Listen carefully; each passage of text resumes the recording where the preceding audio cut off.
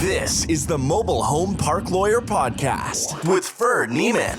If you're looking to generate wealth and passive income in the lucrative world of mobile home parks, you're in the right place. You'll discover solutions to the common legal and operational pitfalls and how to optimize parks to maximize income. Your host is in the trenches. He's a real estate attorney, financial analyst, and mobile home park investor and operator. Now, let's turn it over to Ferd Niemann. Welcome back, Mobile Home Park Nation. Ferd Niemann here again today with another episode of the Mobile Home Park Lawyer Podcast. Today I'm going to go over a certain form of written correspondence. I've found that a lot of people struggle with verbal and written correspondence, in particular as it pertains to investor correspondence. I am a limited partner or LP or silent member of an LLC of a number of syndications, which I do for a number of reasons. One is A, it's passive. B is sometimes I don't have the deal flow to handle my available cash. And C, I just look to diversify. And D, sometimes it doesn't hurt to get under the hood of another company just to see what they know that you don't. But what I've found out is D2, there's not a lot of stuff that people are doing well as it pertains to investor correspondence and communication, which includes financial reports, which is a whole nother discussion for another day. But I'm regularly underwhelmed with a lot of the product being put out there by other syndicators, just to be honest. So today I'm going to give a little bit of a tip on basic, I don't even say best practices, because this is like, I'm not holding everything close to the vest, but this is not like everything you can do. But this is like basic good practice. And this is the first piece I'm going to cover today is like the pitch to investors. Like you've got your whole pitch deck or your offering memorandum and all your pretty pictures and your slideshow and all that jazz. But like just clarification to investors like, hey, investment coming. That's going to be like the pitch email. Then you have like the execution email. And then somewhere probably in between, which I'm not going to cover today, is the like, here's exactly how it works from a flow perspective and what your net is and what your yield is. If you put in 100,000, a lot of doctors, for whatever reasons, usually doctors, they say, what does my 100,000 do? They don't want to care, they don't care about there's like 2 million of money up there. They want to say, what's my 100,000? What's my equity multiple? Which, as a finance real estate guy, I'm less concerned about that, honestly, than like debt coverage ratio, cash on cash return, internal rate of return. Those are more of my metrics, if you will. And of course, variables that include cap rate or amortization on a refinance or a LTV on a refinance that result in some sort of terminal valuation or reversion value. But a lot of doctors like to think in the form of equity multiple. And all these variables can be manipulated by, among other things, timing and cash flow timing. But anyway, it makes sense to give stuff to investors in writing in a concise, succinct order. So I'm just going to read this to you and be honest. Like this is basic. This is one of my deals. I made the names generic, which I'm a little annoyed by because it took me like 5 minutes of prep, and I really don't like prepping these because who's got time for that? But anywho, I've made this generic. This is a real deal. All the terms are legit. All the assumptions are legit. This deal is overperforming, so I'll get into some of why that makes sense. I'm about 14 months in as of this recording. It's August 23rd. I'm recording this. But I'm going to go over the sample quote cover letter to investors. And I'm not supposed to read more than 6 words on 6 lines on a slideshow. This is not a slideshow, so you don't have to take notes. If you want this, this is not like the world's secret sauce here. At least I don't think so. I just made this up from scratch. I had no template. I had nobody else. This is so if you think it's good, then pat me in the back. If you think it's average or bad, then whatever. I don't care either. Okay. If you want a copy of this, just shoot me a message. You know how to find me. I would appreciate, if you're a client, well then boom, I'll give it you for free. If you're not a client, then I would appreciate like a 5-star review or something. You don't hear me on here begging for 5-star reviews. I did look the other day because I was curious because I was sponsoring a conference and trying to update my marketing. And I don't have the most 5-star reviews, which is a little disappointing. I have the highest rating, and that the average review is 5.0, but there's one other podcast that has more reviews than me. They happen to ask for reviews on a regular, non-stop basis. You've heard me, once, twice ever ask for a review? Hey, go to Apple Podcasts. Give me a 5-star review. If you think I'm worth less than that, then give me less than that. But put your real name by it and let's chat. Anywho, here we go. Sample cover letter. I'm going to read this again. Sorry, not sorry. Dear prospective investors, on behalf of Best Ever Properties LLC, I'm excited to roll out the third of our new investment offerings for 2021. Open parent. Noting that we anticipate the potential for more this year and that some projects will not be finalized if outstanding third-party reports such as Phase 1 survey appraisal are unsatisfactory. Close parent. New paragraph. Property. Sorry, I'm a lawyer, so I've learned to do dictation, but it's somewhat helpful. New paragraph. Property. This offering is for an existing 89-unit mobile home park in Martha, Missouri. Open parent. A pleasant small town, the county seat located near Cuomo, Missouri, home of the Technical College of Missouri. Parkway Mobile Home Park, located at 123 Broadway Street, Martha, Missouri, is currently 77% occupied. There is opportunity to add value by filling vacant lots, selling park-owned homes, submetering water, and billing back to the residents, adding amenities such as a playground and dog park, and more. New paragraph. Costs and structure. Total project cost, including purchase price, capex, soft cost, acquisition fees, etc., are budgeted at $1.6 million. We are raising a minimum of $550,000 for this project and a maximum of $850,000, with a target raise of $700,000. Open parent, and the additional funds being contingent upon receipt of approval by lenders for homes purchases post-closing. Close parent.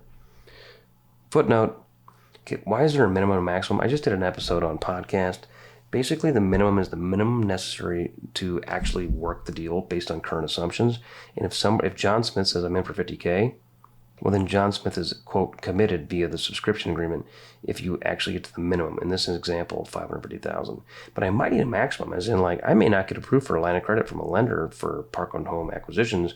I may need to pay cash. So I may need to raise more money, which dilutes my LP. But my target is $700,000. Which includes the minimum, actually the actual skin in the game necessary, plus some soft costs like acquisition fees and or reasonable assumptions. End sidebar. The structure will be a pref/waterfall, meaning that limited partners will receive an 8% preferred return distribution prior to any operating, refinance, disposition cash flow going to the general partner/syndicator. Then there will be a waterfall whereby 50% of the excess cash flow goes to the GP and 50% of the excess cash flow goes to the LP until a 15% internal return is achieved. After that, the excess cash flow goes 90% to the GP and 10% to the LP. This structure ensures that the LP receives a minimum return of 8% before the GP receives any compensation, an equal split up to 15% IRR, and then still the LP retains a perpetual interest in the investment. Sidebar. Okay, so what does this mean? So these splits are not that common, let's be honest.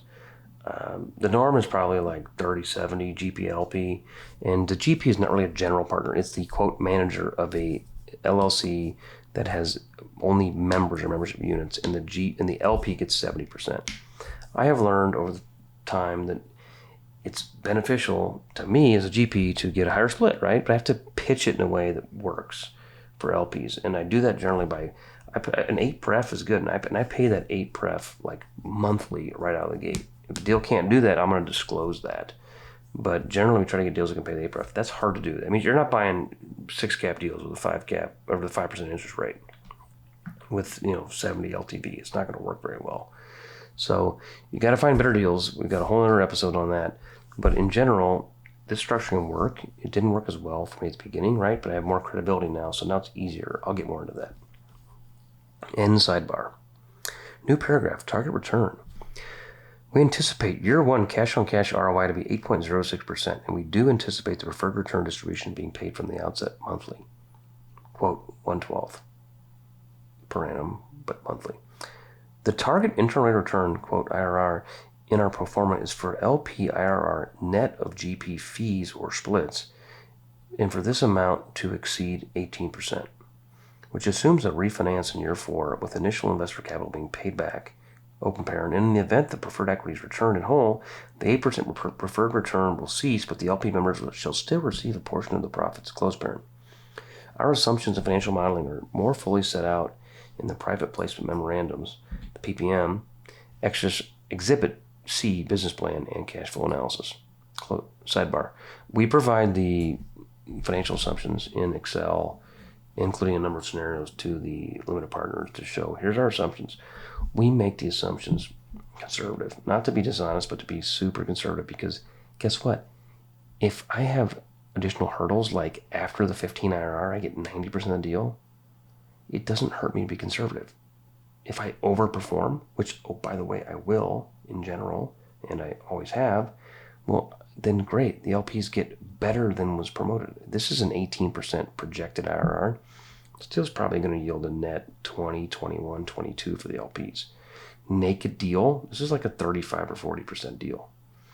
If I had a generic 30-70 GPLP split, the investors would get like 28 or 29%, which is what I did out of the gate. I've covered that in other case studies, and it's frustrating, right? Because I'm like, they didn't need that level of yield. I really care about my investors, but there should be a cost-benefit analysis or risk-reward analysis, and they were getting too sweet a deal. So I started increasing my splits, but putting my money where my mouth was, and I said, I'm going to bet on the upside, bet on the come, that I'm going to hit a 15% IRR. I don't really get, quote, rich until after I give you 15% IRR. A lot of deals never hit 15 IRR. So that's really worked pretty well on getting investors to buy in, because I'm like, look, our interests are aligned. Some people structurally or philosophically just disagree. I had some people, especially the bigger family office type guys, just get offended. It wasn't on this deal, it was on a prior deal where I was doing a 75-25 right out of the gate. Me being the 75 as a GP, they're pissed. By the way, that deal closes, knock on wood, 6 weeks from now with an 80% IRR and an equity multiple of like 2.5 in 16 months. But a lot of people told me no because they were offended that my cut was so big. I had a mentor previously, and this guy, he had I think it was like a $6 billion REIT that he founded and ran. He told me there's two types of people in this world. The type of people that worry about how much money is in your pocket and how much is in your pocket, your own pocket. So I told the investors, don't worry about how much money I make. Worry about how much I make for you. And some people said, good point, and you make more money for me than the average bear, so we're cool. We don't care if you get rich. Other people said, you're getting too rich. Where's my cut? That tells me who's a team player, who's rooting for me, who's just greedy. End sidebar. New paragraph. Capacity offering. While things may change in the future, we anticipate this being a, quote, long-term investment.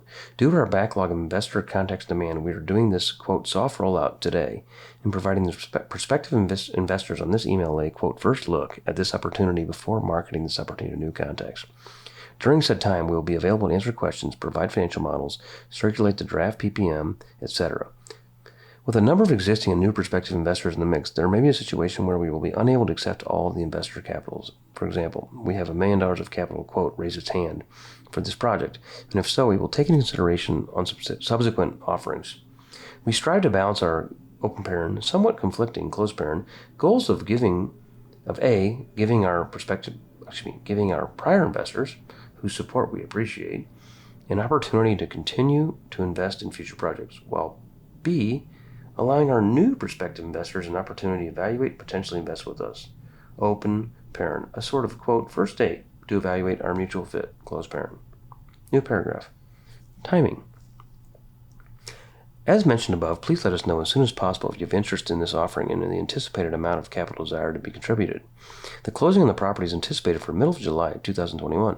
As a matter of practice, we would like for all soft commitments to be made several weeks in advance of closing, and for all funds to be received, A, prior to the expiration of the inspection period set out in the contract for purchase and sale, and B, plus or minus 2 weeks before closing.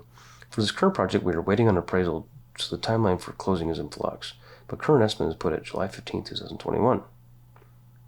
Open parent. Note, we already have loan approval, subject to the forthcoming appraisal. Close parent.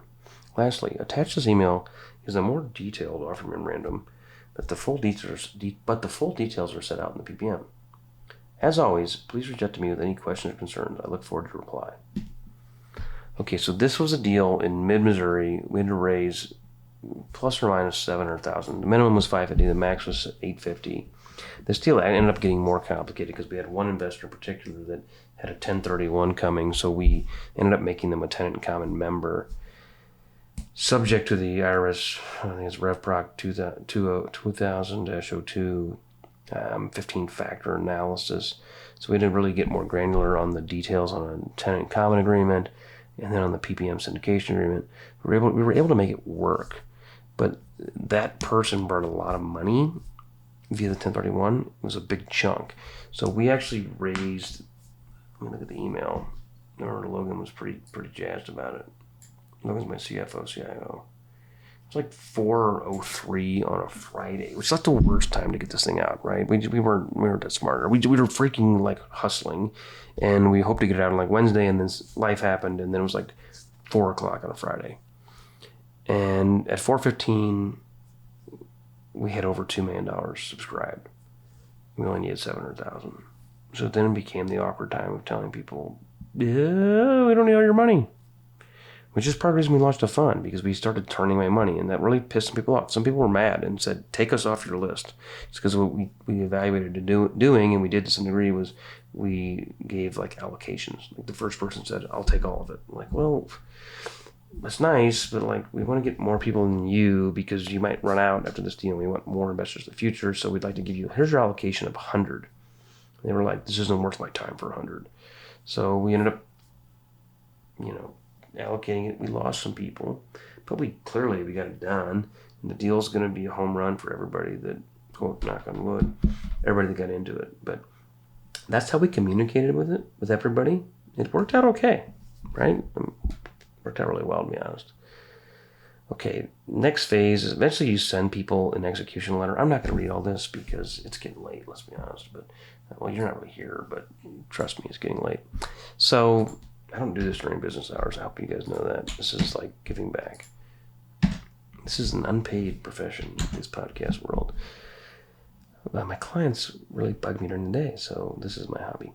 Okay, sample execution letters. Basically, you need to give people a written instruction of how to do this. We often do this in DocuSign now, and we say basically, here's the PPM, here are all the exhibits, here are the signature pages, here's what you need to do. Click on this link, it'll sign all the signature pages in the right spot. If you have questions, ask. Here's where you wire funds. Here's the bank address, here's the beneficiary name, here's the routing number and the account number. Here's the amount. Here's what you need to fill in. Presumably, you've already given us basic information as to how many membership units you want or how much contribution you have. Generally, if this is a 506B PPM offering, you're going to have you may have sophisticated investors. You're going to definitely need an investor questionnaire. If it's a 506C and you're marketing the deal, you can only have accredited investors in. You're going to want, at minimum, an accredited investor verification letter from a CPA or a tax attorney or a financial advisor, or perhaps a service like, Syndication Pro or Verivest or some third-party service that verifies people are accredited. But you need to give people like really easy, pretend these people are like rich, dumb people. I need really easy instructions. What do I sign? Where do I sign? What do I need to provide? Where do I send money? How much and how and when? And really, really briefly. So that's that last piece there. That's like the sample, I say, execution letter. The first piece is the sample cover letter on the investment. There's a different, more robust form of cover letter that basically calls out. This is when there's not a lot of trust. Like in my deal, they just, I can't remember what I call it, Martha, Missouri. Anybody who's a wordsmith can probably figure this one out. But in Martha, Missouri, like I knew this was going to be people that were going to invest with me. If it's like a new set of investors or kind of a wild pitch, you might want to go above and beyond and say, here's what 100,000 gets you. Here's how the waterfall works. I kind of laid this out here, right? And what I previously articulated, I'm not going to repeat, but sometimes you need to be even clearer, and it becomes more messy when you have tick structures, or you have co-GPs, or you have different series or classes of LPs, and then you can articulate, here's my compensation structure. And my deal is I don't really take a lot of fees. I kind of try to be like, look, I'm not going to fee you to death. I'm going to make more than the promote. But the promote is if I win for us. But if you're different, that's okay. But you need to articulate it. Here's my asset management fee. Here's my refi fee. Here's my debt guarantee fee. Here's my acquisition fee. Here's my disposition fee. Blah, blah, blah, blah, blah. They want to know where that's going, especially because a lot of times those are shared with other entities, especially the property management fee. And LPs want to know that, right?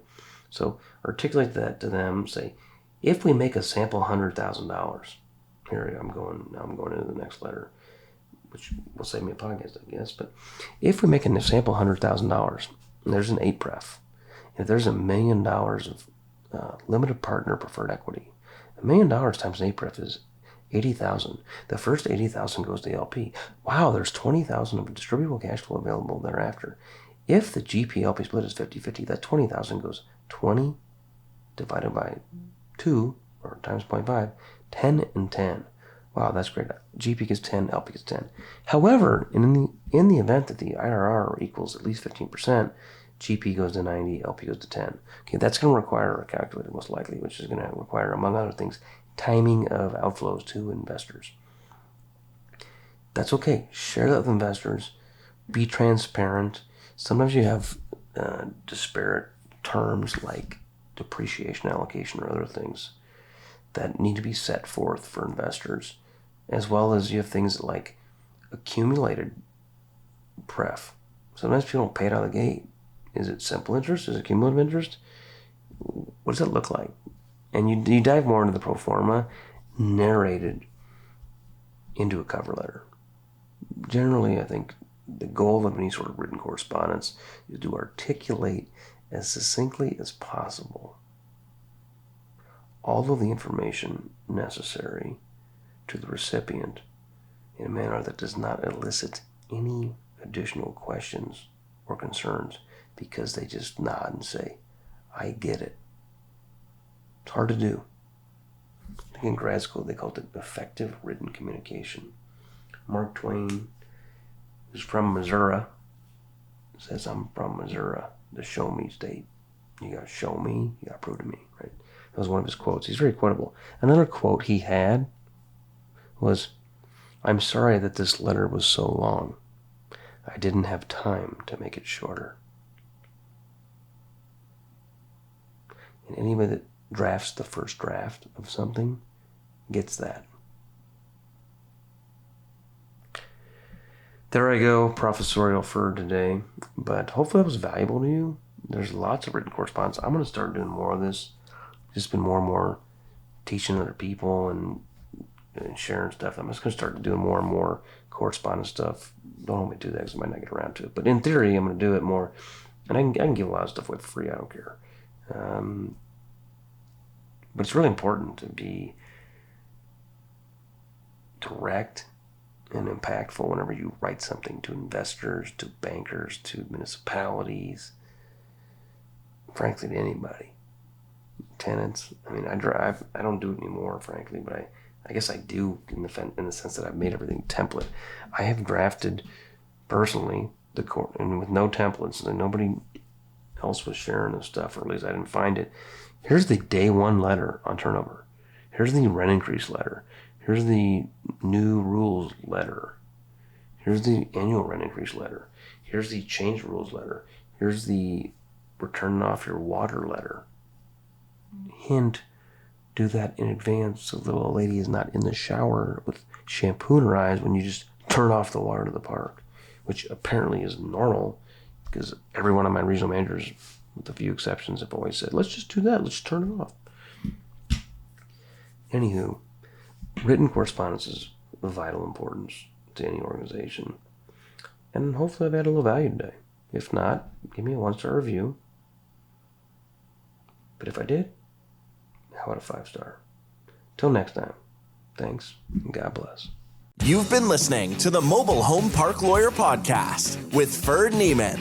Ready to learn more? Go to www.themobilehomelawyer.com for free resources and materials to help you succeed. If you love the podcast, go to Apple Podcasts, give us your review, and subscribe today. Thank you for listening.